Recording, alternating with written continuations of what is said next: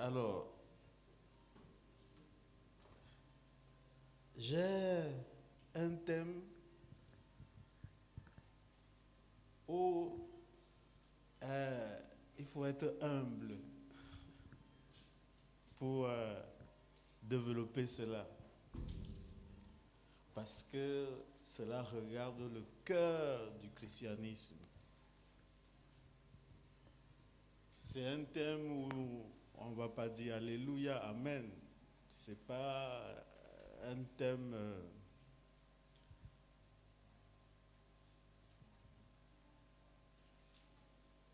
où on crie.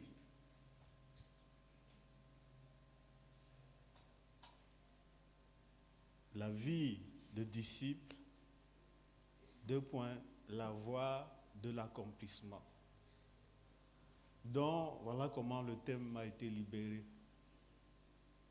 Et en principe, celui qui doit parler de ça, lui-même, sa vie doit être refléter cette vie de disciple. Donc vous voyez que c'est pour ça que ce n'est pas un thème où on vient faire l'étalage.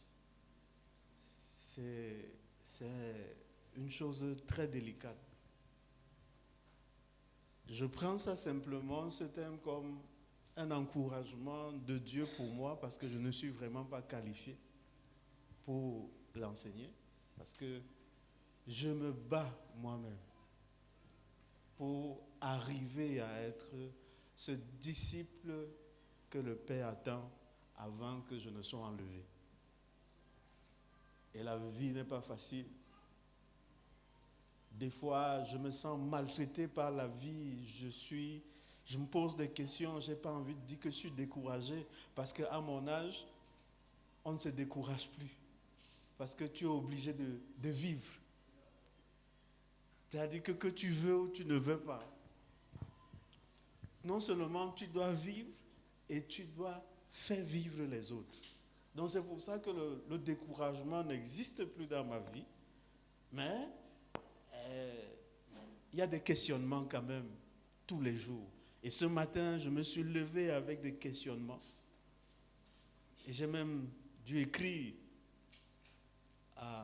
au révérend Bacalao pour dire, s'il te plaît, prends ceci comme sujet de prière. Parce qu'il y a des questions auxquelles je suis confronté ces jours-ci et je n'ai pas de réponse. Donc je prends ça comme un encouragement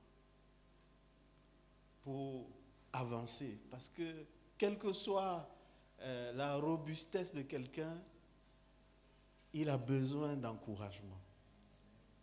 Il a besoin d'encouragement. C'est pour ça, ne manquez pas de vous encourager de temps en temps. À l'église, mais aussi à la maison. Que le mari encourage sa femme. Que la femme dise à son mari, du courage mon mari. Donc j'espère que si ton mari ou ta femme est là, tu ne sors pas sans lui dire que du courage. Parce qu'on en a besoin. On en a besoin. La vie donc de disciple. Et je ne sais pas par quelle complicité ou bien par quelle révélation le pasteur Dieudonné a voulu que le thème soit développé en deux phases. J'espère qu'il a vraiment entendu Dieu. Alors, donc, ne dormez pas, parce qu'il n'y aura pas de Alléluia, il n'y aura pas de Amen. Donc, je vous supplie seulement, ne dormez. Dis au voisin que, pardon, le Père a dit qu'il ne faut pas dormir.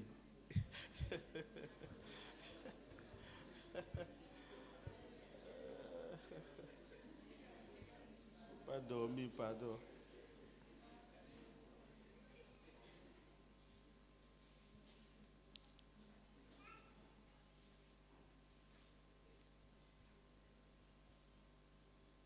Le disciple-là, pour le comprendre,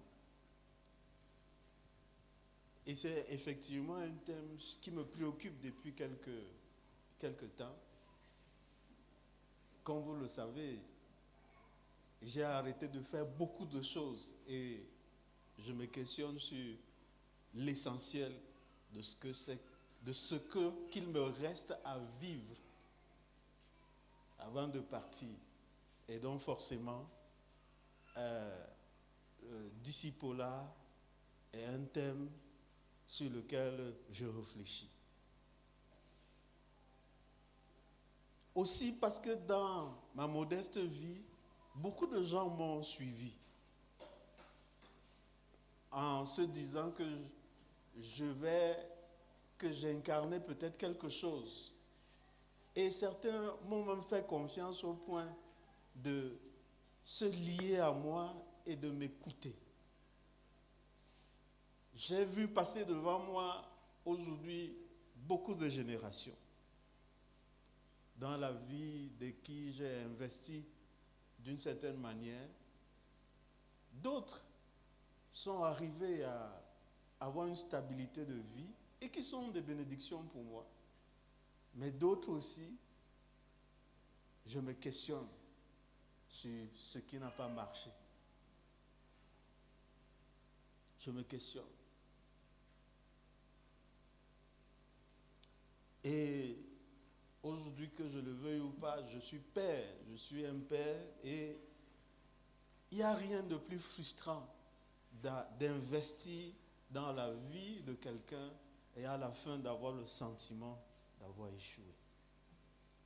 C'est-à-dire que c'est là que la chanson là est vraie. Ou bien, je ne sais pas, il y avait une chanson que le temps passé ne revient plus.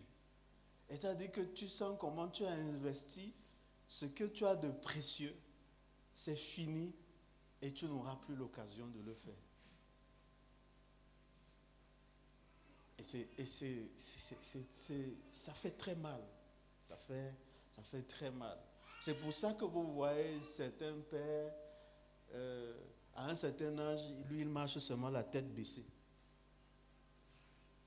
Parce qu'il est en train de méditer son bilan. La vie autour de lui ne lui intéresse plus. C'est qu'il est en face de lui-même et de ce que sa vie a produit.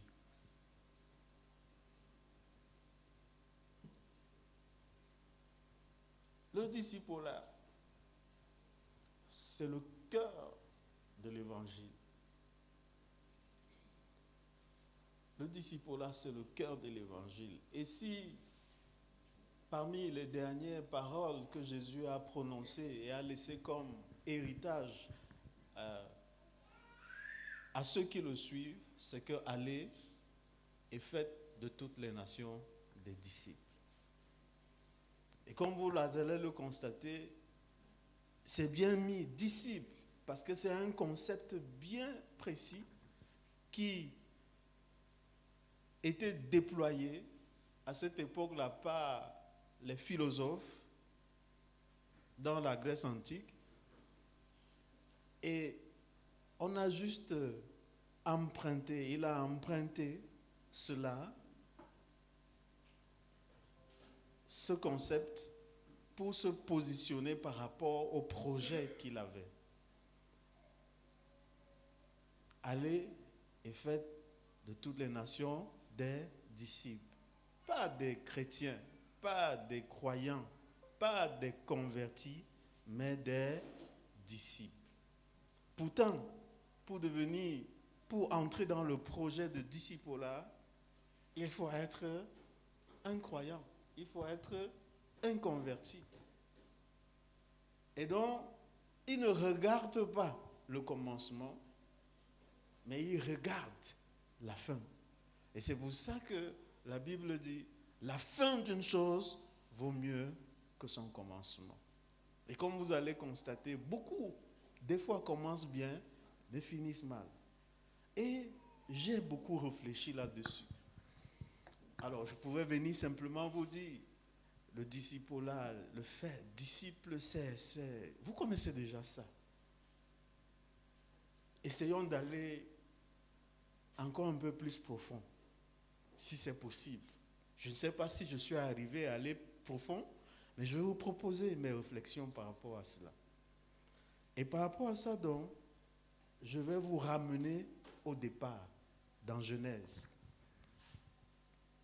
Genèse, le chapitre 1, on va lire une série de versets.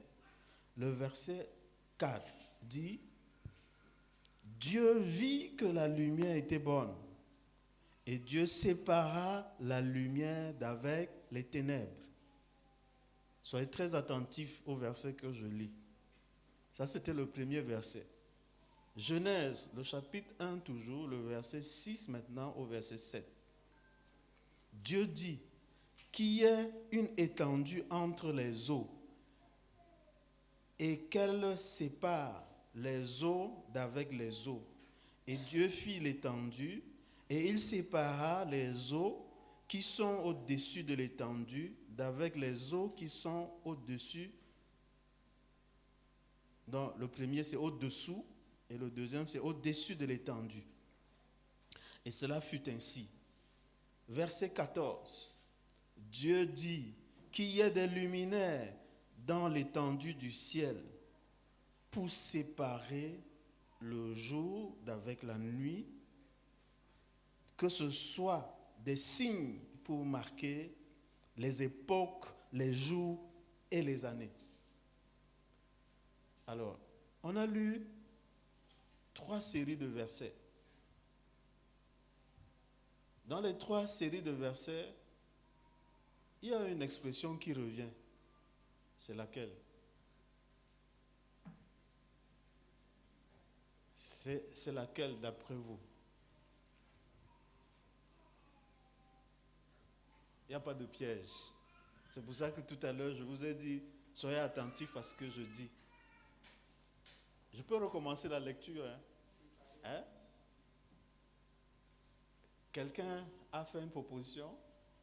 Quelle est l'expression qui revient le plus? Séparer. Très bien.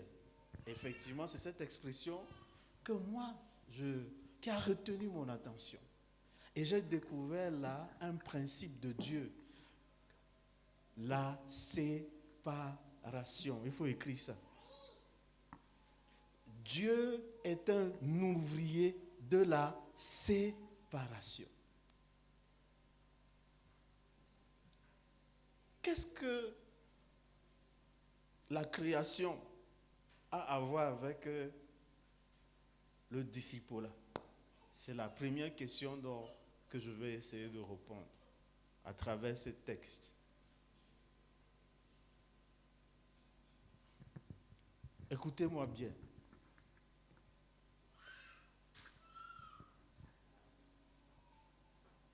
Dieu est ouvrier de la séparation.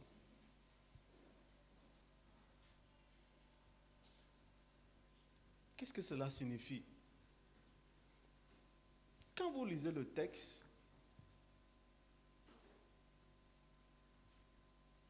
vous n'êtes pas surpris que Dieu, il amène en existence quelque chose, puis il s'assoit et regarde la chose, et il retravaille encore sur la chose. Voilà le principe. Il crée ce qu'il appelle les luminaires. Et d'autres traductions disent, il crée la lumière. Après, il s'assoit encore, il dit, dans la lumière là, il y a le jour et il y a la nuit. Et Dieu sépare le jour d'avec la nuit. Puis il reste, il dit, c'est bon. Dieu crée l'eau. L'eau vient en existence. Il regarde, puis il se met encore au travail. Et il sépare l'eau d'en haut. Il sépare l'eau d'en bas. Et on découvre qu'il y avait 3 types d'eau. Il y a l'eau vapeur, l'eau liquide et l'eau solide.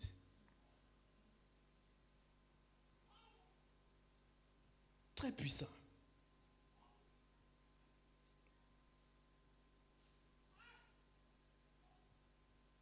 écrivez, toute œuvre de Dieu commence dans un ensemble.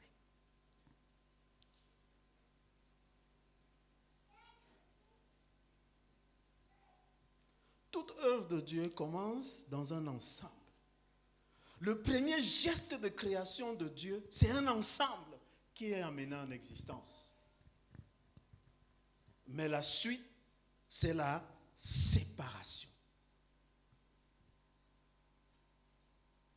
Quel est le lien entre ce principe avec le discipolat? Le discipolat commence par la nouvelle naissance. Et en principe, si tout le travail était fini lorsque tu nais de nouveau, Dieu allait se reposer. Après la nouvelle naissance, il te dit, deviens un disciple. Pourquoi? Parce que le principe divin que j'ai découvert, c'est que l'œuvre de Dieu au départ est toujours un package.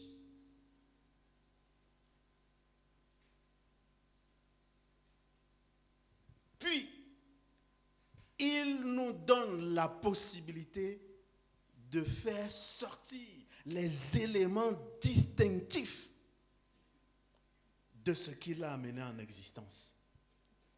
Exactement comme il a fait. Il crée la lumière et dans la lumière, il dit qu'il y a les ténèbres et il y a la lumière. Permettez-moi comme ça pour que ce soit facile. Je sais qu'il y a des physiciens ici, ils peuvent mieux expliquer que moi. Et on découvre que dans la lumière, d'après ce texte, il y a le jour et il y a la nuit. Au départ, quand Dieu amène en existence ta vie spirituelle, c'est un package. Et le package n'est pas fini. Il faut qu'il prenne ce package et qu'il travaille cela afin que chaque élément distinctif de ce package soit exposé, soit exprimé. C'est pour ça qu'il y a la vie de disciple. Et donc, vous comprenez que certains d'entre nous, nous sommes restés encore package depuis le jour où nous sommes nés de nouveau. C'est-à-dire, le paquet n'a pas été ouvert pour qu'on voit les éléments distinctifs. Hein? Je prends la vie de qui ici? Non, je prends ma vie. Le package Martin contient, peut-être la seule chose que vous connaissez de Martin, c'est prédicateur. Mais ce n'est pas la seule chose, c'est un package. Et le discipolat, c'est ce procédé qui permet que le paquet s'ouvre. Et chaque élément commence à sortir. Chaque élément commence à sortir.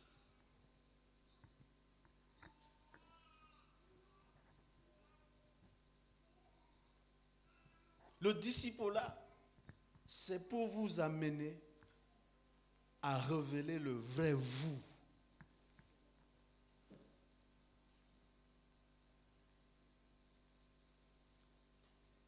La vie de disciple, c'est un procédé divin dont l'objectif est de révéler votre ips.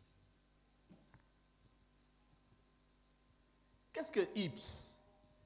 I-P-S-E. Tapez le dictionnaire. Lui-même, ips, c'est le fait de devenir soi-même. L'identité personnelle. Ce qui fait qu'une personne reste elle-même dans le temps. Il sert à renforcer l'identité du sujet. Le discipolat, c'est l'ipséité, c'est-à-dire le procédé qui vous permet de devenir ce que Dieu veut voir dans les différents détails du potentiel qu'il a mis en vous. Et vous pouvez comprendre le lien entre la vie de disciple et l'accomplissement. Le disciple-là, ce n'est pas une doctrine. Hein, révérend Jérôme? Ce n'est pas une doctrine. Ce n'est pas une nouvelle religion. Mais c'est un projet divin. Dieu qui part du principe de la séparation. J'ai dit quoi? Le principe du discipulat tire son origine du fait que Dieu, en tout temps, quand il crée quelque chose, il amène en existence un package. Et le package doit s'ouvrir. On doit l'ouvrir. Et quand on l'ouvre, on sépare les différents éléments pour que la gloire, ou plutôt la beauté, la pertinence, la fonctionnalité de la chose soit amenée en existence. Si vous restez simplement un born again, votre potentiel ne va pas se dérouler et vous ne serez pas ce que Dieu attendait de vous. Si vous restez juste un chrétien ordinaire, ce que vous êtes en train de retarder des choses dans votre vie. Mais si vous acceptez d'entrer dans le discipulat, c'est-à-dire d'accepter le concept de vie de disciple de Christ, comme il est écrit, alors votre vie déroule un potentiel, son potentiel, exactement comme Dieu a prévu pour nous. Ça, c'est le premier principe que je voulais que vous puissiez comprendre.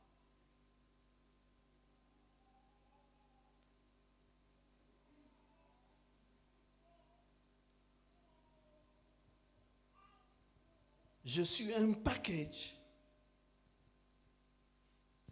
qu'on doit ouvrir. Et chaque élément qui compose ce package doit être travaillé pour être amené en existence. C'est pour ça que c'est un processus.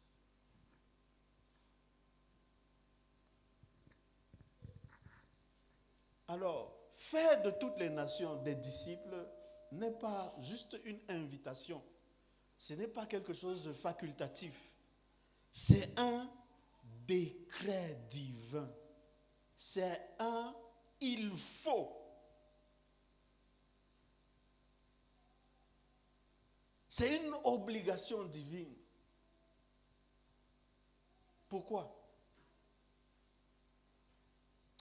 Parce que pour moi, d'après mes recherches et d'après ma modeste expérience de la vie chrétienne, le concept de disciple de Christ est la seule forme de vie capable d'incarner l'héritage céleste sur la terre.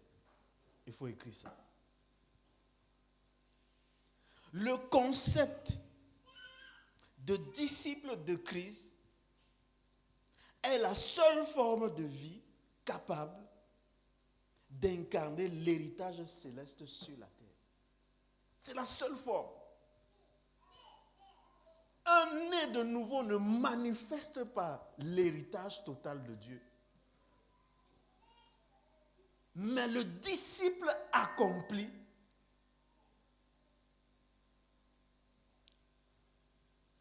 c'est la seule forme de vie, je dis bien, qui a la capacité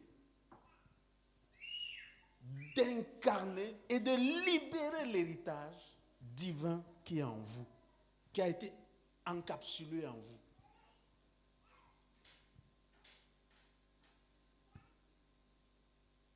C'est pour ça que quand Habakkuk dit, écris la vision, grave-la sur des tablettes, afin qu'on la lise couramment, car c'est une prophétie dont le temps est déjà fixé.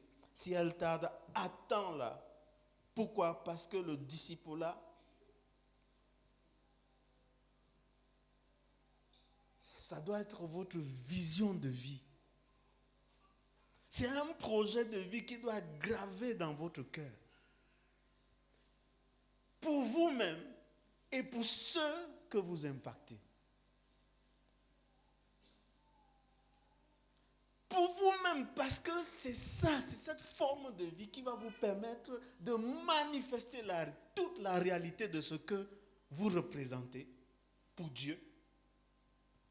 Mais pour l'autre qui vous suit, ou bien qui vous écoute, ou bien qui a du respect pour vous, qui pense que vous êtes quelqu'un de bien et qui veut suivre l'exemple.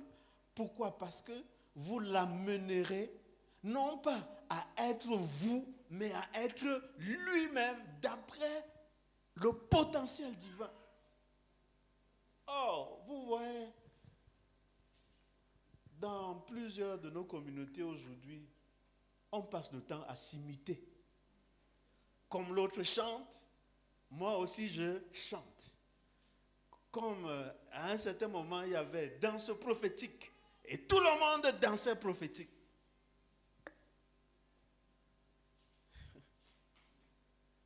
Et puis avant la danse prophétique, c'était Tibi Joshua nous a fait exploser sur les écrans la prophétie.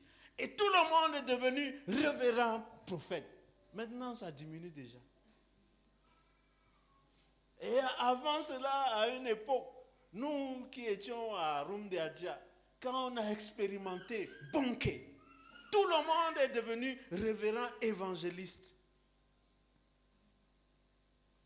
Moi, j'ai toujours wanda sur les gens. Moi, depuis que je suis devenu chrétien, je suis toujours frère Martin.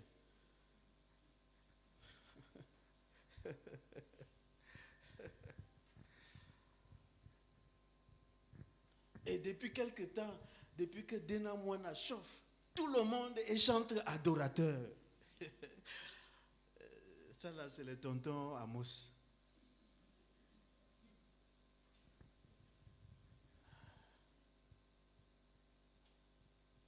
Donc tu es chanteur adorateur.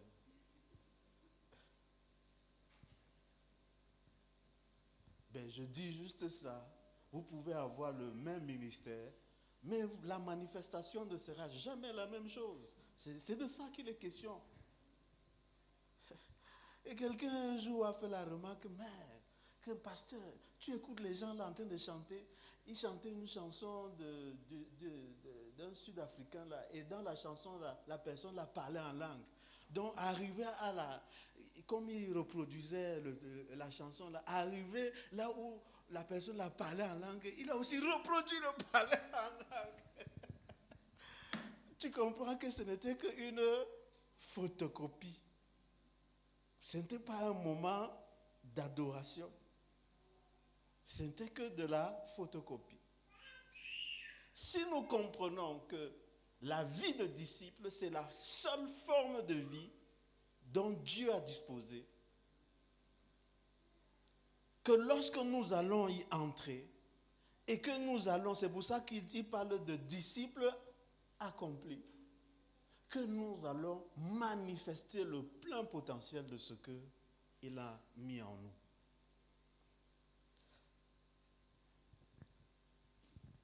L'apôtre Paul, lui, il conceptualise la vie de disciple en un autre symbole. Il dit, vous êtes le temple du Dieu vivant. Vous êtes le temple du Dieu vivant. Alors, représentez-vous le temple. Le temple, ce n'était pas juste une structure physique, avec des meubles. Mais le temple dans ce paradigme de l'apôtre Paul, c'est un lieu dynamique où des activités, un certain nombre d'activités étaient déclenchées, en fait, s'opéraient, et ces activités avaient la capacité de plaire à Dieu, de manifester la présence de Dieu. Et donc, la vie de disciple, c'est un projet pour que vous deveniez cette structure qu'on appelle temple vivant. C'est-à-dire que partout où vous partez, qu'est-ce qu'on voit? On voit dans votre vie, dans ce que vous exprimez, des activités exactement comme cela se passait dans le temple. Et avec impact. La vie d'Israël était intimement liée à ce qui se passait dans le temple. Et cela, quand tout était fait dans les bonnes conditions et comme cela plaisait à Dieu, ça avait un impact positif sur tout le peuple. Et la Bible dit que vous, là, vous êtes un projet pour arriver à être ce temple qui manifeste toutes les vertus de la grâce divine. Et pour y arriver, c'est le discipulat.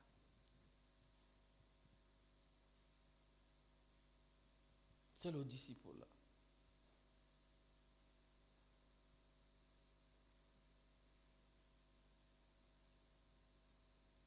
Des fois, nous lisons les Écritures et nous ne nous rendons pas compte des principes que Dieu veut que nous puissions acquérir. Nous restons sur les mots ou sur les événements. Or, il faut aller plus que sur ça. Souvent, certains événements et certaines pratiques ont pour objectif de nous révéler le principe que nous devons mettre en œuvre dans notre vie. Si vous lisez les Écritures, vous allez voir que il y a eu des fois où Jésus a manifesté sa puissance à travers les éléments de la nature. Par exemple, si vous lisez Marc, le chapitre 4, le verset 39, vous voyez comment il commande à la nature de fonctionner d'une certaine façon. Ce n'était pas pour expliquer un cours de météo aux disciples. Quand il s'adressait aux événements naturels, il y avait un principe derrière. Et c'est ce principe-là qu'il était en train de vouloir qu'ils comprennent. Ce n'était pas le one-man show qu'il faisait. Or, nous pensons que comme Jésus a arrêté la pluie, alors nous aussi, on est dans ce one-man show. Non, ce n'est pas de ça qu'il est question. À travers, par exemple, le miracle qu'il posait, le contrôle de la situation, Jésus était en train de vouloir leur révéler l'autorité de Fils de Dieu, qui était une semence en lui. Et que cette semence, il devait partager avec nous. Ils étaient donc dans le processus de discipulat. Or, si toi tu marches avec Jésus et tout ce que tu retiens, c'est que Jésus a arrêté la pluie, il a guéri les lépreux, il a ressuscité les morts. Si ce n'est que ça que tu retiens, tu vois que tu n'as pas compris le principe.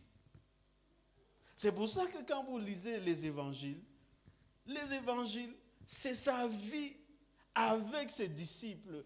Et c'était le processus du discipulat dans lequel il les introduisait.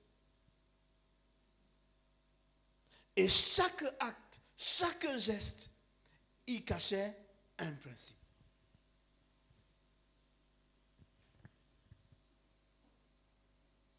Donc Jésus, dans sa relation avec ses disciples, ne leur a pas donné des doctrines à enseigner.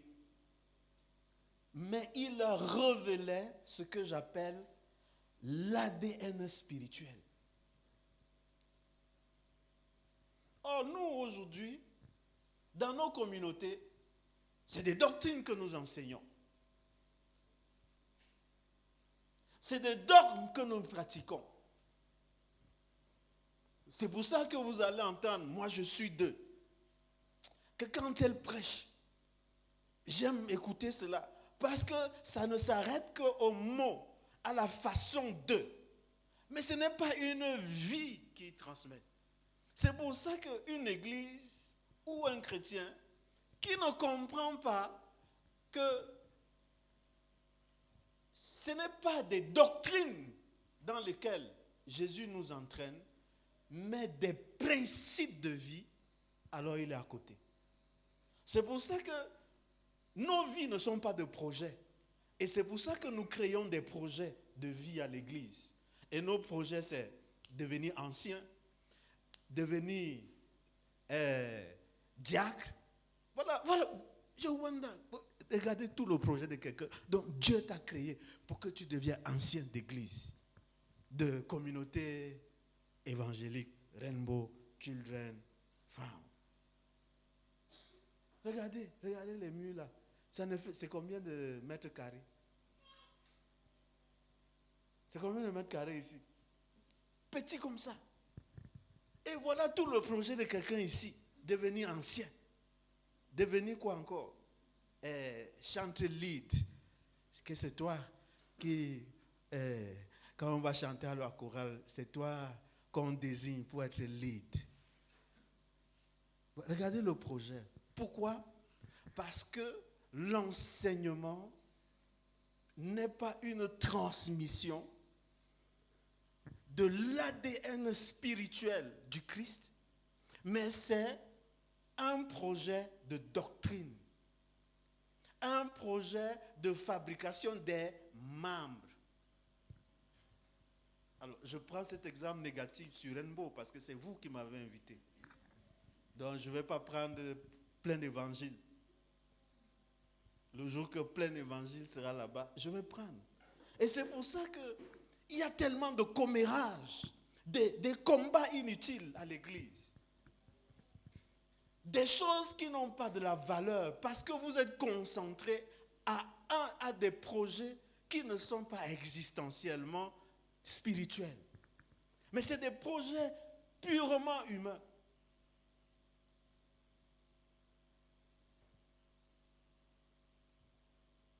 Le disciple-là, c'est brancher votre humanité défaillante à la prise divine pour manifester la vie du Père comme Christ. Le disciple-là, c'est brancher son humanité défaillante à la prise divine pour manifester la vie du Père comme Christ. Quand nous adorons, l'activité d'adoration, a pour objectif de nous brancher à Dieu. L'activité de prière a pour objectif de nous brancher à Dieu. L'activité de donner même son offrande a pour objectif de nous brancher sacrificiellement à Dieu. Quelle autre activité? Toute activité a un objectif, nous brancher à la grâce de Dieu. Et c'est ça le disciple-là. Si tu fais une activité à l'église et tu rentres et le commentaire avec ta femme, c'était bon, c'était mauvais, c'est que vous n'avez rien compris.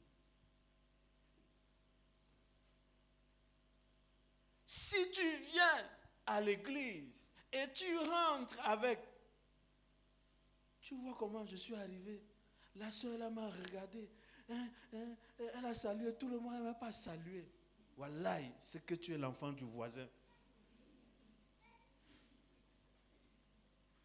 Tu es juste venu nous visiter.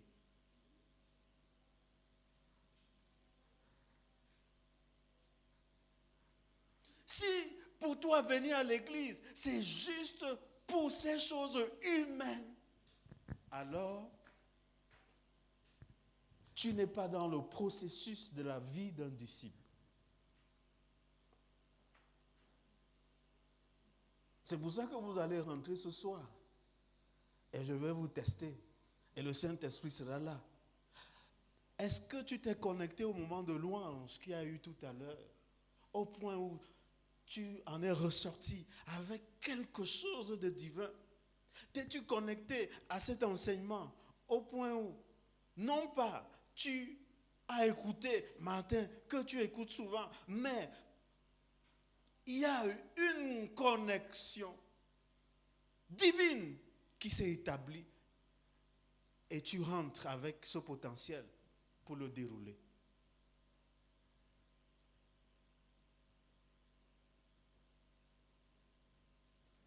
Malheureusement, ce n'est pas ce qui se passe souvent. Et nous tous, nous tombons dans le piège, moi le premier. On écoute, pas pour se connecter, mais des fois pour juger. On regarde, non pas pour se connecter, mais juste pour apprécier, c'était bon, c'était mauvais. Nous ne sommes pas en train de vivre la vie de disciples. Nous faisons juste par comparaison à l'autre. Ce n'est pas ça la vie de disciple. Le disciple-là, c'est le fait d'être branché le plus régulièrement possible à Dieu afin de manifester la vie qu'il veut que nous puissions manifester. Notre existence ne doit pas être un champ labouré par les ambitions humaines.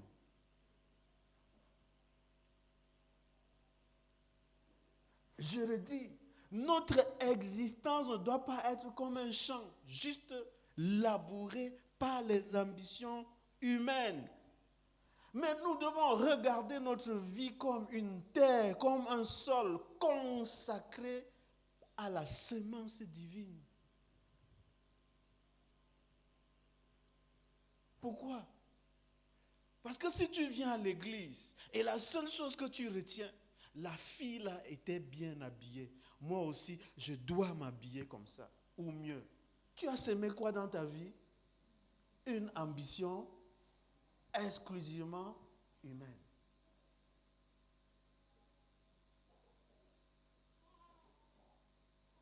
Tu viens à l'église, elle a chanté, et tu dis, il faut que je me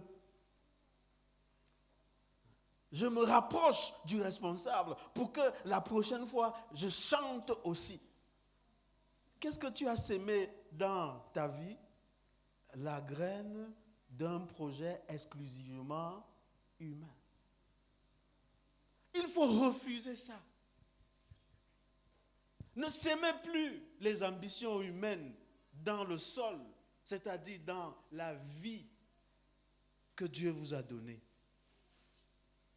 Connectez-vous à lui et recevez la semence divine. Et laissez cette semence divine atterrir. Des fois, ce n'est pas des choses qui frappent l'œil. Est-ce que vous comprenez? Ce n'est pas des choses qui frappent l'œil. C'est pour ça que moi, j'ai commencé à me cacher depuis un certain temps. Parce que j'ai compris qu'il y a des lieux dans lesquels je ne dois pas aller. Et ce n'est pas toutes les paroles que je dois entendre. Et ce n'est pas tout que je dois voir. Parce que ce que je vois, ce que j'entends, impacte ma vie. C'est des semences qui atterrissent dans ma vie et qui se mettent à germer. Et je refuse que n'importe quoi germe dans ma vie. Voilà le disciple. La vie de disciple. Il fait des choix radicaux, un choix.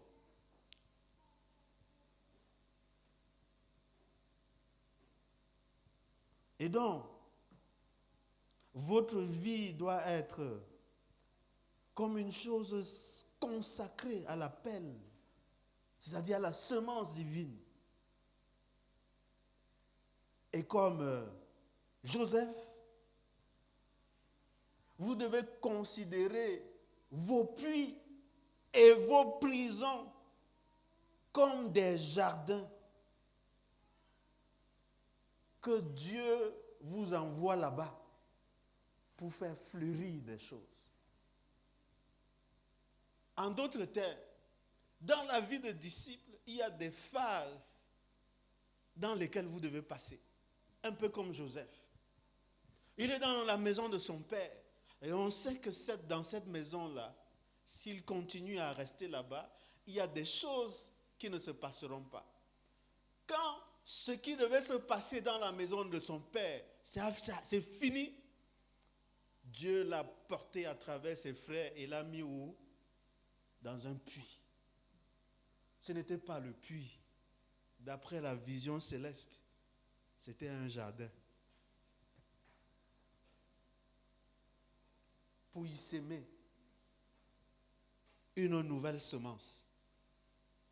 Et que dans ce jardin-là, devait pousser une nouvelle plante. C'est pour ça que ce jardin avait une extension en Égypte.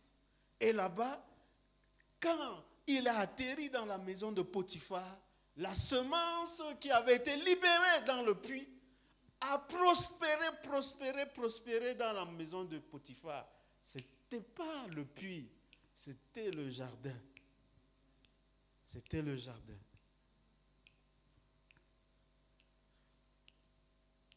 Et quand ce qui devait germer dans la maison de Potiphar, grandir, avait fini son accomplissement, on l'a amené dans un autre espace. La prison, ce n'était pas la prison. C'était une autre terre dans laquelle une autre semence devait être libérée.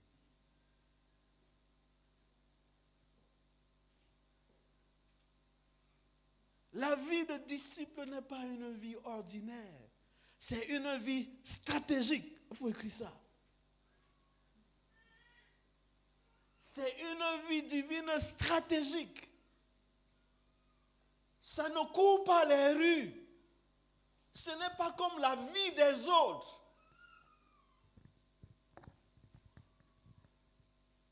Si tu vis comme les autres, tu as un problème. Ce que tu as en imitation. Mais si tu vis ta vie, tu vas passer par des sols et par des sessions spécifiques dont l'objectif est que la semence divine là sorte.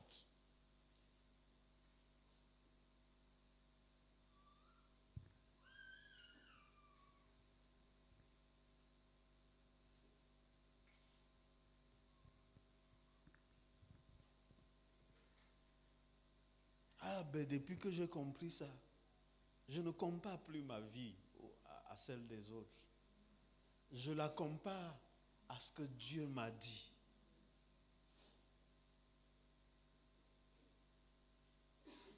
Depuis que j'ai compris ça, je ne cherche pas à aller vite, ni à si je vais lentement. Je me questionne, est-ce que je marche selon le rythme de Dieu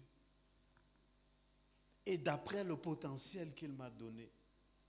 Vous savez que nous ne faisons pas tous les mêmes pas.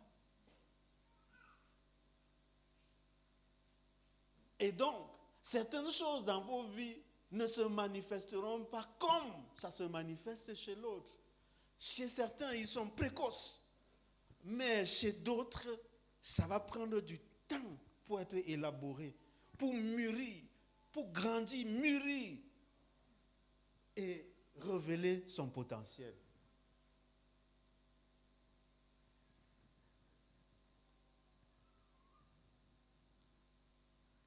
Donc, les 13 ans de Joseph entre le rêve et le palais ne fut pas un délai, mais une période d'incubation prophétique. Nous évaluons les choses en termes de délai. J'ai déjà 20 ans, j'ai déjà 30 ans, j'ai déjà 40 ans. C'est-à-dire qu'on invoque l'argument que nous sommes déjà à un temps où on ne doit plus nous refuser des choses. Et c'est comme ça qu'on entre dans le stress et la dépression.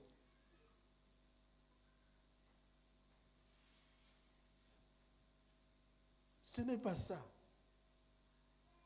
Dieu peut avoir choisi que toi là, ta manifestation, c'est les 5 dernières années de ta vie. Tu vas faire quoi? Tu ne peux rien. La seule chose que tu peux faire, c'est rester concentré à ce qu'il te bâtisse. Vous voyez, la terre là, si vous tournez, il y a plusieurs types d'herbes. Il y a certaines herbes que dès qu'il pleut, juste quelques gouttes, boum, il est déjà sorti. Si tu évalues sa vitesse de sortie, là, tu peux croire qu'il va grandir jusqu'à atteindre le ciel. Non. Après 3 mois, il a atteint son maximum. Mais l'autre, 3 mois, il est encore en train de sortir. Il est encore en train de sortir. Sa révélation, c'est dans 3, 4 ans.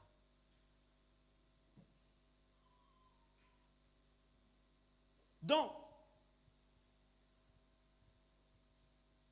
le disciple ne regarde pas les délais, mais il regarde quoi? La période d'incubation. C'est ça qui l'intéresse.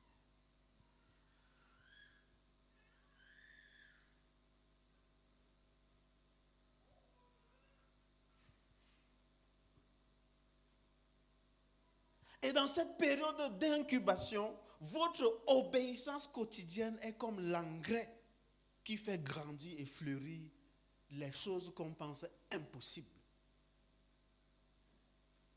Qu'est-ce que j'ai dit? Dans cette période d'incubation, votre obéissance, l'obéissance du disciple, l'obéissance quotidienne du disciple, c'est comme l'engrais qui fait grandir et fleurir. La vie de disciple peut aussi être considérée comme le canal physique de la volonté céleste. C'est pourquoi Jésus a déclaré à Pierre, « Sur cette pierre, je bâtirai mon église, et les portes du séjour de la mort, des morts n'éprouveront point contre elle. » Pourquoi? Parce qu'un disciple activé est une brèche ouverte entre le ciel et la terre. En d'autres termes, la vie de disciple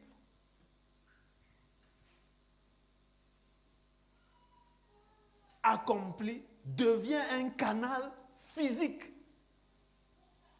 du déploiement des projets de Dieu en direction des autres.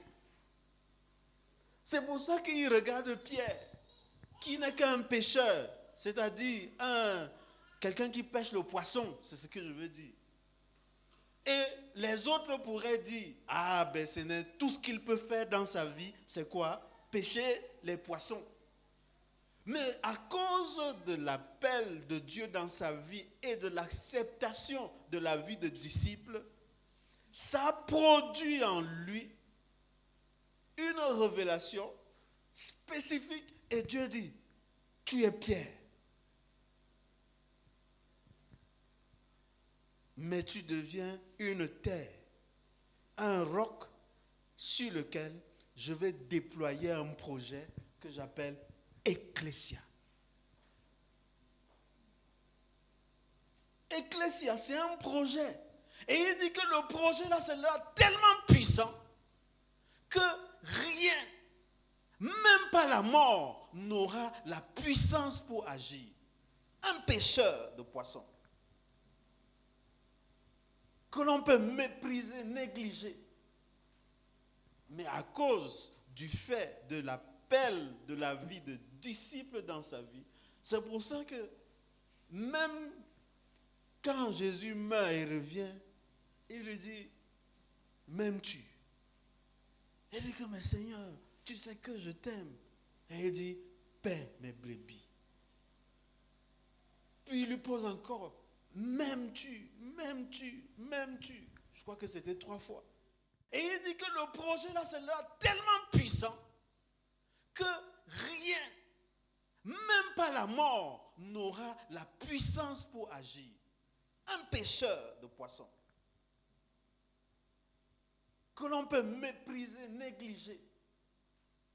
Mais à cause du fait de l'appel de la vie de disciple dans sa vie, c'est pour ça que même quand Jésus meurt et revient, il lui dit, m'aimes-tu? Il dit que, mais Seigneur, tu sais que je t'aime. Et il dit, paie mes brebis. Puis il lui pose encore, m'aimes-tu? M'aimes-tu? M'aimes-tu? Je crois que c'était 3 fois.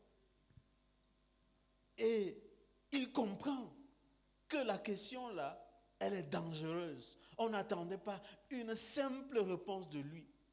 Pourquoi? Parce qu'il y avait un grand projet sur sa vie. Et ce grand projet nécessitait un discours de ce niveau. Pourquoi? Parce que ça sollicitait un engagement sacrificiel. La vie de disciple ne sera jamais comme vous le pensez. Parce que l'objectif de Dieu, c'est de vous vider de ce que vous avez pour y mettre de ce que lui, il veut. Il faut écrire ça. La vie de disciple, c'est de vous vider de votre vous, de votre moi humain, afin de le remplacer par le projet qu'il a pour vous.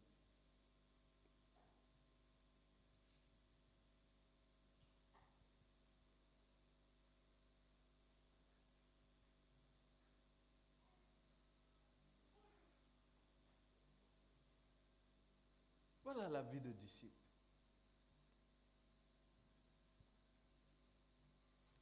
Si tu es chrétien et que tu es dans cette église ou ailleurs et tu dis que tu as 20 ans dans la foi, tu as même 3 ans dans la foi et tu es exactement ce que tu es, voilà, tu es seulement là pour nous visiter. Tu n'es pas un disciple. Parce qu'un vrai disciple, on le vide de son moi humain. Tu ne vas plus t'exprimer en termes de je, ça va finir. Des fois, on va même te demander quelque chose d'évident. Tu n'auras même pas la force de dire je veux ceci. Parce que tellement Dieu t'a vidé. Tous ceux qui s'expriment et leur volonté est forte, vous êtes dangereux. Vous êtes dangereux. Si une chose ne se fait pas comme vous voulez, vous êtes dangereux. Vous êtes chrétien certainement, mais pas disciple. Et avec vous, aucun projet divin ne peut se déployer. Je dis bien aucun.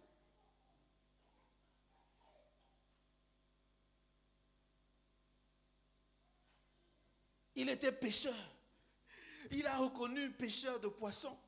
Quand Jésus-Christ a déployé sa puissance pour lui montrer qui il était, il s'est converti. Il est entré dans la famille de Christ. Quelque temps plus tard, il reçoit une excellente révélation qui transforme sa vie. Et un jour, en pleine réunion, Jésus leur dit, je vais mourir. Pierre dit que, voilà, tu ne peux pas mourir. Tu sais que c'est moi le bishop de cette assemblée. C'est moi le prophète. D'ailleurs, tu ne te rappelles pas ce qui s'est passé hier? Personne n'a pu avoir la parole de connaissance que toi là, tu es le Messie, le Fils du Dieu vivant. Même toi-même, tu n'as même pas pu parler. C'est moi, le Saint-Esprit est descendu sur moi. Et j'ai libéré la prophétie. Jésus, je t'ai dit que tu dois m'écouter.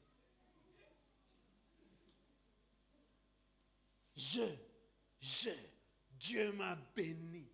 Hein? J'ai les révélations. Arrière de moi, Satan. On l'a vidé de tout son potentiel. On a dit, tu n'es rien.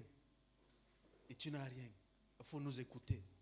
Nous, on connaît le projet divin.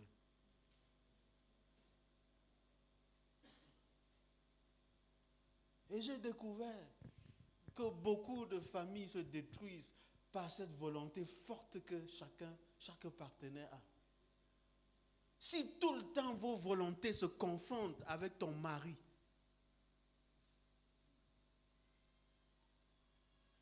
c'est la preuve que l'un d'entre vous, il est juste un né de nouveau, il n'est pas un disciple. Je vous dis que le vrai disciple, arrivé à un certain moment, on lui dit que fais. Il dit que pardon, je ne connais pas.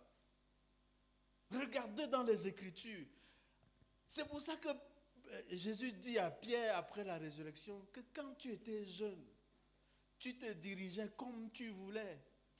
Mais viendra un temps où tu ne vas plus le faire. C'est quelqu'un d'autre qui va te dire, monte, descends. Et tous ceux qui sont arrivés à une vie d'écoute de Dieu, une connexion, à chaque fois qu'on leur a dit, fais ceci, il dit que voilà, je ne peux pas. On est obligé de l'attraper et de lui dire, it's the time. Fais-le. Pourquoi? Parce que Dieu l'a vidé de son moi, au point où il ne sait même plus ce qu'il a envie, ce qu'il n'a plus envie, ce qui est bien, ce qui n'est pas bien. Il est seulement là, Seigneur. Si je vis déjà, c'est une grâce. Et Dieu dit, you are ready. Tu atteins le point où je peux commencer à libérer ma semence dans ta vie. Voilà la vie de disciple. Ce n'est pas une vie de bruit. C'est une vie souvent en cachette, avec des douleurs secrètes, avec des larmes que l'on essuie rapidement pour que les autres ne voient pas.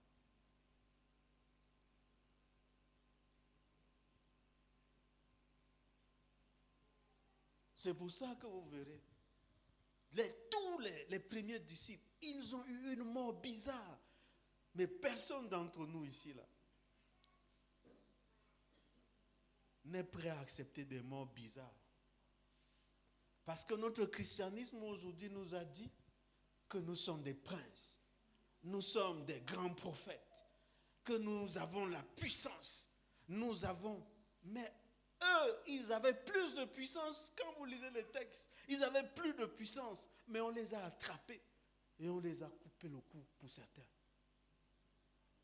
Même Jésus, on s'est moqué de lui quand il était sur la croix. Tu as dit que tu es prophète, non? Fais le miracle. Il n'a pas fait le miracle. Pourquoi? Parce qu'il était vidé de lui. Et il savait que le projet divin, c'est qu'il meure sur la croix. Une vie de disciple est en étroite synergie avec la pensée divine et non avec les éléments de vie humaine. Nous devons arriver à sortir de notre humanité défaillante, fragile, faible, pour accepter que Dieu nous remplisse.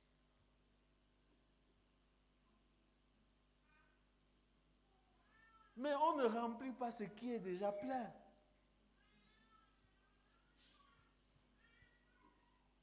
Ah, révérend Beldo, si tu es déjà plein, on va remplir comment?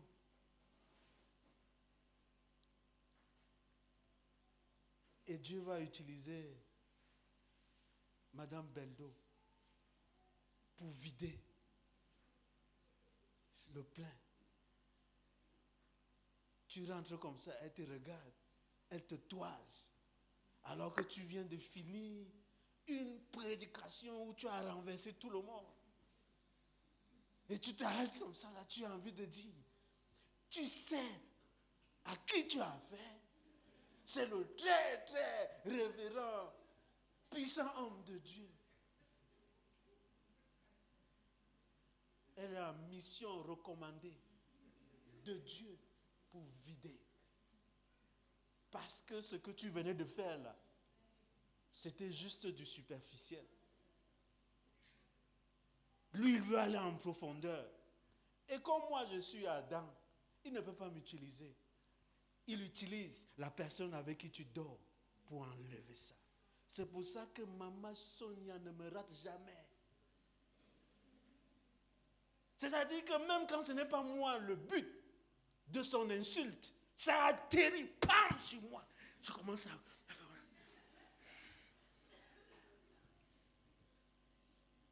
Et comme Dieu sait faire ces choses, il n'y a plus la force même pour dire que... Répète encore ce que tu viens de dire.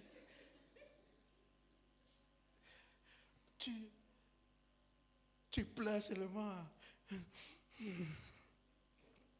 Quand j'étais encore moi-même. Et le ciel est comptable. On a réussi.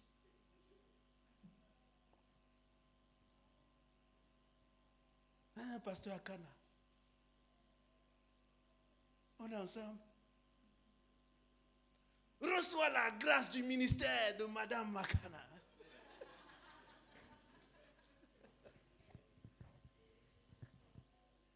Ça amène à l'accomplissement. Amen. Ça amène à l'accomplissement.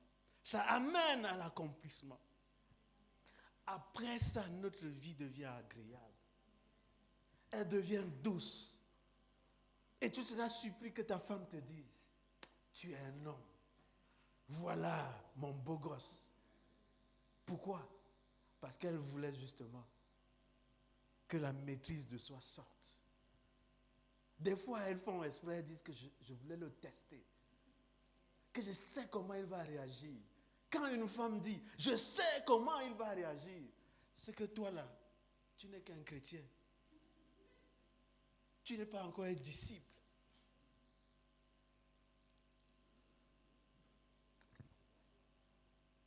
On nous a fait ça, on va te faire ça. Parce que c'est un principe divin. Maintenant là, je n'ai même plus la force. Vous voyez que l'onction est finie, non? Quand j'étais encore moi-même, je vous renversais tous ici là. Je criais. Maintenant là, je dis que parle, ça me dépasse. Mais curieusement, c'est la période de ma vie où je suis en paix avec moi-même. Profondément en paix. Mon geste n'est plus pour impressionner. Ma parole n'est plus pour montrer que je connais. Mais je comprends que j'ai la charge de vie et que ma vie doit impacter Uriel pour qu'elle devienne une femme selon Dieu. Ma vie doit impacter Ketia pour que tout ce qui en elle la dérange, elle trouve des solutions dans la vie de son père. En tout cas, le maximum. Quand je regarde Samuel, l'objectif c'est de faire de lui un homme. Pas de lui impressionner avec un enseignement, une doctrine. Mais c'est qu'il devient ce que Dieu a prévu pour lui. Quand c'est comme ça, tu deviens humble. Parce que là-bas, tu ne peux pas mentir. Soit tu réussis, soit tu échoues. Et tout le monde retiendra, c'est le fils d'eux. Mais ce n'est pas avec les muscles. Ce n'est pas en impressionnant. Et hier, avant-hier, Uriel m'a fait un cadeau extraordinaire. Elle vient, elle s'assoit et je pense qu'elle veut me demander quelque chose de particulier. Elle me dit, papa, je veux me faire baptiser. Et je fais comme si je n'ai pas entendu. Tu as dit quoi? je veux me faire baptiser. Je lui pose la question, tu veux te faire baptiser pourquoi? Elle m'élabore. J'étais émerveillé. Ça ne manque pas. Et surtout quand un enfant à 17 ans vient te voir, alors que c'est la période où normalement on est agité, on est. Et elle te dit, papa, je me fais baptiser. Je dois aller à un camp et là-bas, je me fais baptiser. Là, tu comprends que ta vie et ce que tu représentes pour elle a une signification.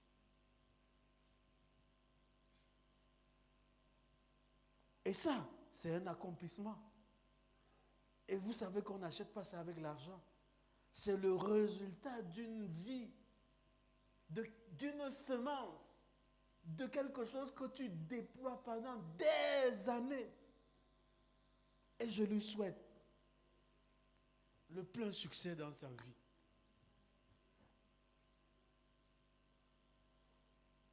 Je voudrais terminer par là où j'ai commencé.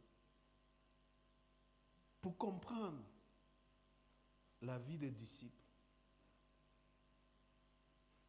il faut comprendre le principe de séparation.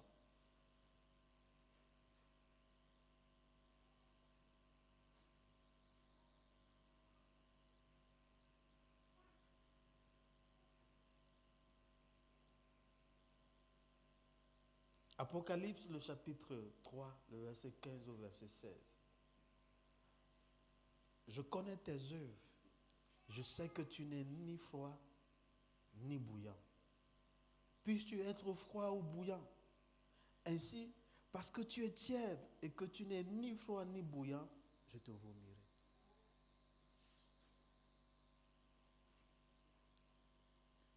Dieu n'aime pas les mélanges.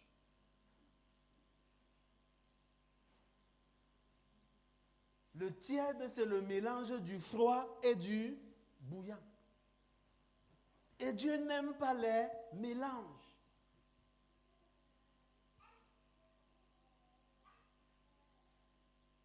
Et Dieu n'aime pas les mélanges. Pourquoi tu mélanges ta vie avec les gens avec qui il ne faut pas mélanger? Pourquoi? Nous avons dit, la finalité du discipulat, c'est arriver à manifester ton ips, c'est-à-dire ton toi-même. C'est pour ça que ne te laisse pas impressionner par les manifestations qu'il y a dans la vie de l'autre. Parce que pour toi, ne sera jamais comme l'autre. Et il faut accepter. Et il faut bénir Dieu pour ces manifestations. C'est pour ça que beaucoup de gens sont souvent intrigués de savoir que ma relation avec votre pasteur, le révérend Abakalao, dure. Parce que les gens ont travaillé à vouloir cogner nos têtes, à créer des polémiques, à venir raconter sûrement à l'un et à l'autre les forces et les faiblesses de chacun. Tu sais. On a fait ça pendant longtemps et vous savez ma réponse, je connais tout ça. Mais je ne serai jamais comme lui. Et je le lui dis souvent. Ce qu'il a en lui, je ne pourrai jamais l'avoir. C'est pour ça que mon objectif à ses côtés, ce n'est pas de prendre sa place ou de devenir comme lui, mais c'est d'être un instrument de bénédiction pour lui, afin qu'il manifeste tout son potentiel, si je le peux.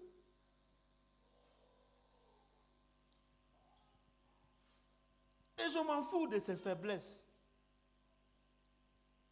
Vous comprenez que à l'âge où je suis, je n'ai pas besoin qu'on m'explique qu'un homme a de la faiblesse. Qu'un homme a souvent des tares, des domaines dans sa vie où il fait mal quelque chose. Je n'ai pas besoin qu'on m'explique. Mais ce n'est pas ça sa vie. Sa vraie vie, c'est ce que Dieu a mis en lui. Heureusement que moi j'ai vu un peu. Et c'est ça que je respecte. Vous viendrez me dire, il gère mal l'église, il ne respecte pas ceci. Je m'en fous de ça. Parce que chaque être humain a des faiblesses. Parce que moi-même j'en ai. Est-ce que vous comprenez? Donc, quand on mène une vie de disciple, on ne regarde pas les faiblesses de l'autre. Mais on s'attache à la semence divine qui est dans sa vie. Et on travaille à la manifestation de ça.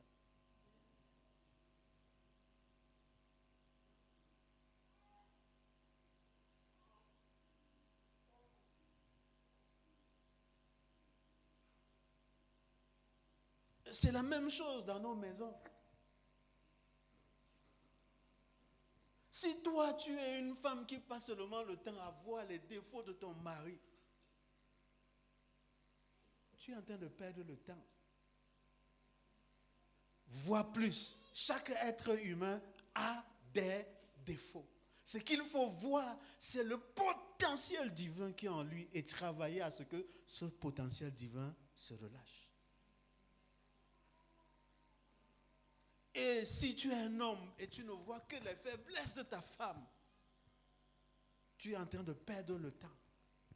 Des fois, nous les pasteurs, nous mettons des fausses pressions à nos femmes pour qu'elles soient la bonne femme du pasteur.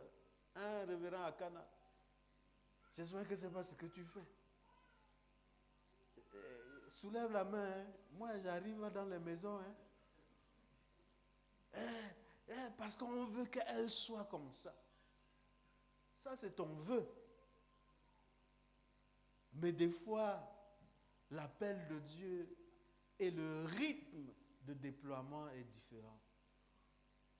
C'est pour ça que n'essayez pas de comparer votre mari, votre femme ou votre enfant à quelqu'un d'autre. C'est le mélange. Pourquoi vous voulez mélanger leur vie aux autres? Ne mélangez pas leur vie aux autres. C'est spécifique.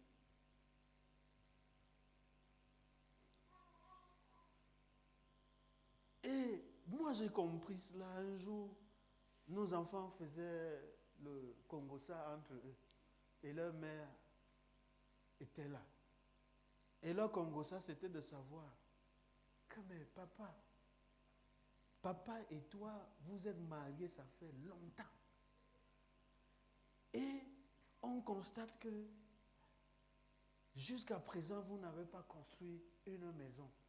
Alors que nous voyons des jeunes mariés qui viennent de se marier et qui ont déjà construit la maison. Et elle demande à leur maman, pourquoi? Et leur maman est entrée un peu dans la confusion parce que c'était une vie de comparaison. Et quand tu es quelqu'un qui n'a pas un fondement, tu vas commencer à dire que c'est vrai, qu'à mon âge, je n'ai pas encore construit. Et qu'est-ce qu'on vient de faire? Mettre une semence qui n'est pas la tienne. Je ne suis pas en train de dire que construire une maison, c'est une mauvaise chose. Et leur mère leur a rappelé, mais vous avez fait jardin d'Éden, non? Vous pensez que papa met l'argent où? Pour que jardin d'Éden fonctionne. Il y a beaucoup d'argent qu'il met là-bas. L'argent qu'il devait construire là, c'est ça qu'il a mis dans ce projet. Et ça a fait de vous ce que vous êtes aujourd'hui. Et j'ai béni Dieu pour cette réponse. Parce que c'était vrai aussi. Nous n'avons pas les mêmes projets. Nous n'avons pas les mêmes appels. Et nous ne ferons pas les mêmes sacrifices. Mais ce qui est certain, je ne mourrai pas pauvre.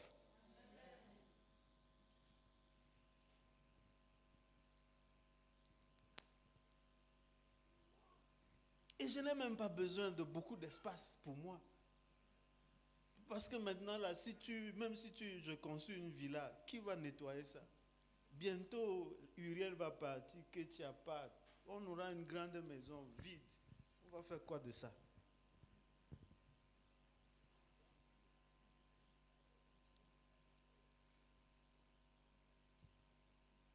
Ne compare jamais ta vie à celle des autres. Parce que le faire, c'est mélanger ta vie avec les autres. Et Dieu n'aime pas ça. 2 Timothée, le chapitre 2, le verset 20 au verset 21. Dans une grande maison, il n'y a pas seulement des vases d'or et d'argent, mais il y en a aussi de bois et de terre. Les uns sont des vases d'honneur et les autres sont d'un usage vil. Si donc quelqu'un se conserve, c'est ce qu'on dit dans ma version. Se conserver, c'est ne pas se mélanger. Ne pas prendre des semences d'ailleurs. Certains vont vivre avec 10 000 par jour, mais toi, la grâce de Dieu veut que tu vives avec 500 francs pour l'instant. Vis avec les 500. C'est juste une période d'incubation. Ce n'est pas un délai. Mais si tu te mets dans une convoitise sans frein, tu sors du cadre qui est construit pour Dieu. Et ça, c'est pour ça que beaucoup dans nos vies, nous n'avons pas la paix. Parce que nous sommes tout le temps en conflit avec nous-mêmes et avec ce que Dieu veut pour nous, simplement parce que nous ne nous conservons pas comme Dieu veut que nous nous conservons. La bénédiction matérielle, c'est une petite chose pour Dieu. Je dis bien, la bénédiction matérielle, c'est une petite chose pour Dieu. Je le dis encore, la bénédiction matérielle, c'est une petite chose pour Dieu. Je dis bien petite chose. Des fois, tu n'as même pas besoin de te battre, ça vient. Si tu as fini de faire le travail dans ta vie que Dieu attend.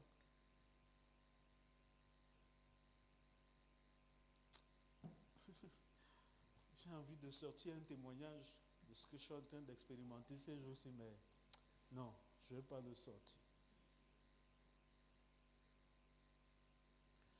Quand tu as fini de faire ce que Dieu veut pour ta vie, il y a des connexions qui s'établissent de façon naturelle. C'est-à-dire que il y a des choses qui deviennent naturelles. Les gens t'appellent pour te servir. Ils te supplient pour manger. Ils portent, ils te donnent.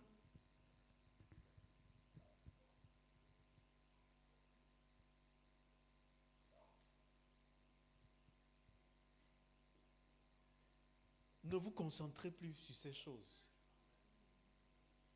Concentrez-vous sur le travail qui permet de libérer la grâce. C'est ça le disciple, la vie de disciple.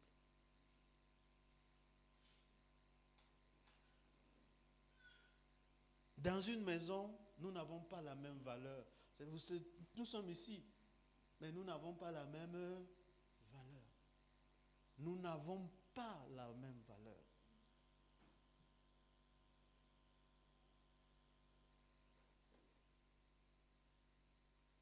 Jérémie 15, mon temps est épuisé.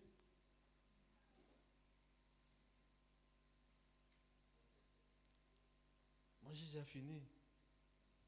C'est le dernier verset. Il n'y a plus la force, reverra à Cana. Dieu a utilisé Maman Sonia, on a vidé. C'est vidé. On a tout vidé. Maintenant, là, je regarde seulement comme ça. Souvent, je rentre, je ne trouve même pas la nourriture. J'entre à la cuisine, je prépare. Puis je sers. Voilà, matin, caille d'avant. Mon Dieu. Comment dans cette maison, il n'y a pas la nourriture au nom de tout ce qui est normal? Dans une maison, il doit avoir, il est quelle heure? Maintenant là, je rentre, il n'y a pas la nourriture. Je marche. Je pars à la cuisine. Je prends la marmite, je mets au feu. Uriel, pardon, il y a encore la farine. Non, papa. Bon, on fait comment? Manger ceci. On a vidé. On a vidé.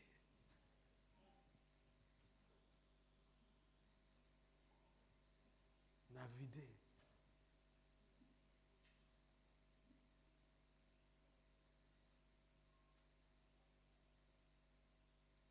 Et je bénis Dieu de tout ce qui est parti.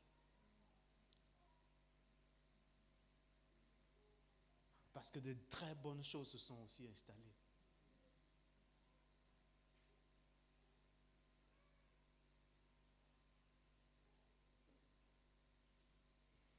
C'est pourquoi, ainsi parle l'Éternel. Jérémie 15, le verset 19 au verset 21. Si tu te rattaches à moi, je te répondrai et tu te tiendras devant moi. Si tu sépares ce qui est précieux de ce qui est vil, tu seras comme ma bouche. La séparation. Avant d'enseigner, de venir vous enseigner cela, j'ai parlé à ma maison. Et je leur ai dit, Dieu est un Dieu de séparation. Nous devons apprendre à dérouler cela désormais dans notre vie. On ne doit pas mélanger les habits sales avec les habits propres. On ne doit pas mélanger les cuillères avec les fourchettes. C'est des choses de même nature, mais qui ne sont pas même chose. Tu ne dois pas mélanger le pantalon avec les culottes. J'ai demandé à ma maison, relevons ce challenge. Apprenons à séparer pour que ça devienne naturel dans notre vie de ne pas mélanger les choses. Donc même avec les choses, les usagers de tous les jours, on doit apprendre à séparer. Séparer les marmites d'avec les plats. Les fourchettes avec les cuillères. Chaque chose doit être à sa place et dans un lieu consacré pour manifester son potentiel. Mais pour que ça devienne naturel, il faut travailler l'habitude de la séparation. Sinon, tu arriveras et tu vas te mélanger parce que tu ne connais pas séparer. Des fois, les challenges spirituels commencent par le physique.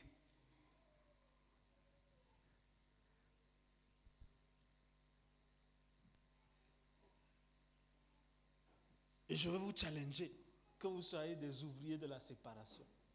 Que quand vous rentrez, que vous séparez tout ce qu'il faut séparer dans votre maison. Et que vous enseignez cela à vos enfants.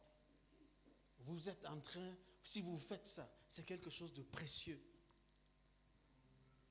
Vous-même, quand vous arrivez dans une maison et tout est mélangé, vous êtes à l'aise? Mais quand chaque chose est séparée dans votre cuisine, n'est-ce pas, vous êtes à l'aise? Vous savez où il y a la tomate. Vous savez où il y a le cube. Pour ceux qui mangent encore le cube. Pour ceux là où il y a le sel. Même votre esprit est content. Et imaginez donc Dieu qui nous demande d'être dans la séparation. Comment il peut être souvent gêné lorsqu'il se rend compte que nous nous plaisons dans les mélanges contre nature.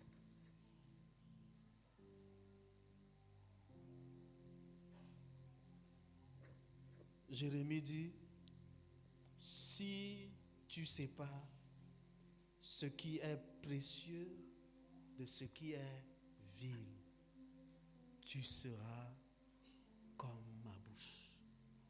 C'est-à-dire, tu vas devenir une partie de Dieu. À chaque fois que tu travailles à séparer les choses pour être toi-même, tu deviens une partie vivante de Dieu.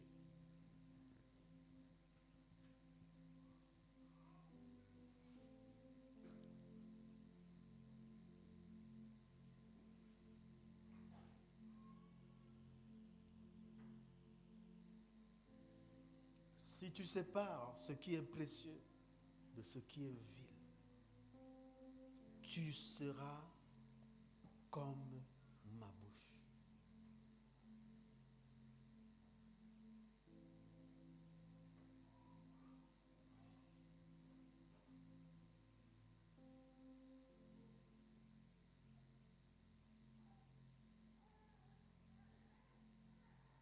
Seigneur, ta grâce sur nous ce soir.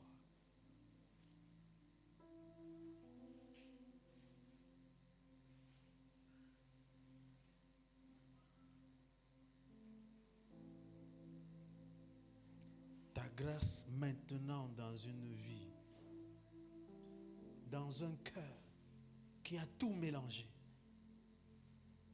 Ce qui est bien et ce qui est mauvais.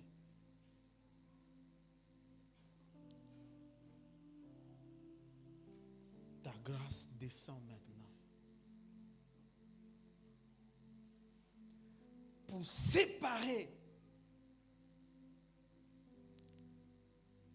ce qui a été mélangé.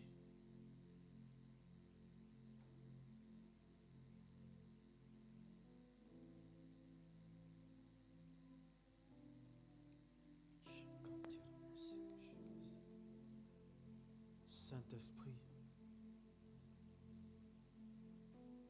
déroule ton ministère maintenant dans nos cœurs et dans nos pensées. Parce que j'ai atteint les limites de ce que je pouvais dire. Et j'ai fait de mon mieux pour dire avec ce que j'ai. Mais tu es au-delà de ce que j'ai dit. Et ton projet est plus grand.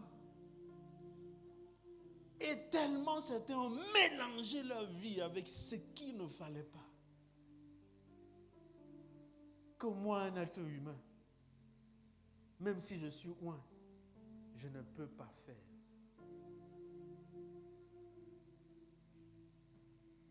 Ta grâce, Seigneur. Ta grâce, Seigneur. Ta grâce, Seigneur. Je refuse que vous rentrez ce soir avec les pensées mélangées, avec les émotions mélangées.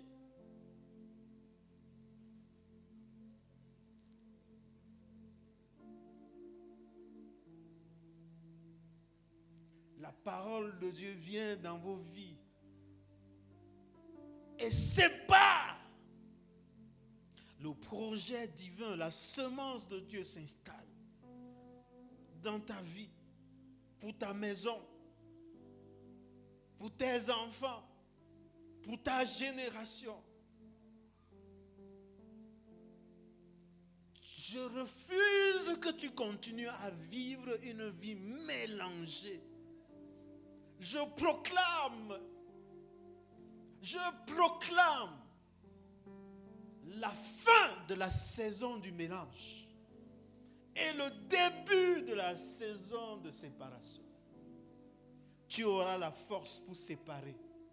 Tu auras la force pour séparer. Tu auras la force pour séparer. La force pour séparer. Je te transmets la force pour séparer ce qui est précieux de ce qui est vil.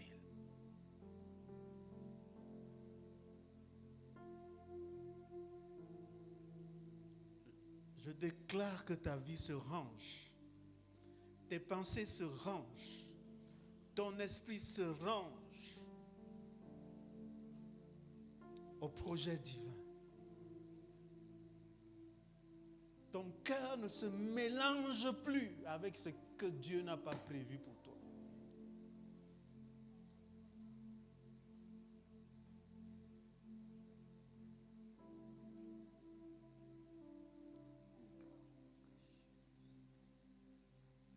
Sanctifie ton peuple, Seigneur.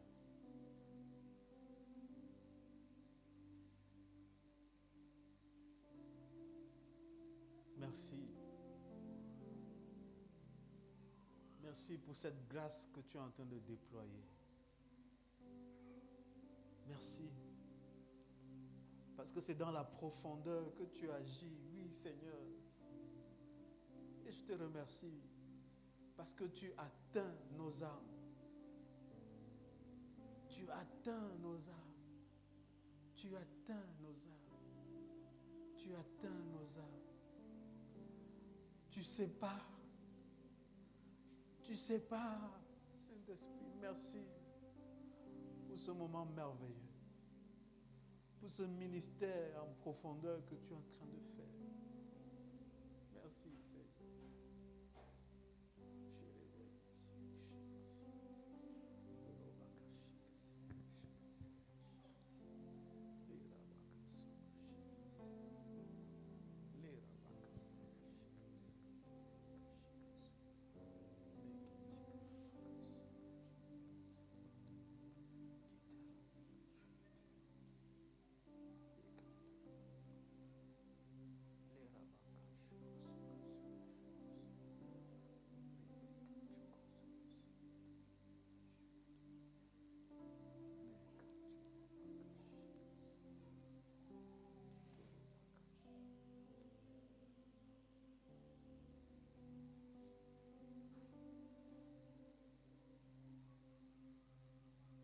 N'ayez pas honte de séparer. Il y aura des actions que vous allez poser. Posez-les quand vous allez rentrer. N'ayez pas honte. Séparez. Vous rentrez dans votre chambre. Ce soir, vous commencez à séparer. Et chaque geste physique que vous poserez est un acte prophétique qui aura un impact dans votre intimité avec Dieu. Dieu ne vous laissera pas dans la confusion. Parce qu'il dit, si tu sépares, tu seras comme ma bouche.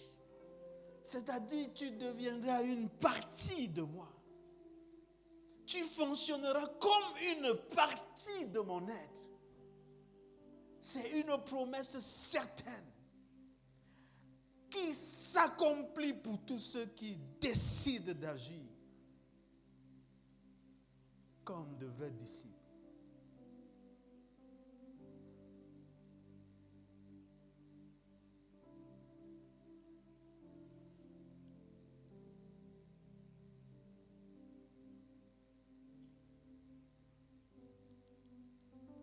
Quand tu vas séparer, tes tensions émotionnelles vont tomber.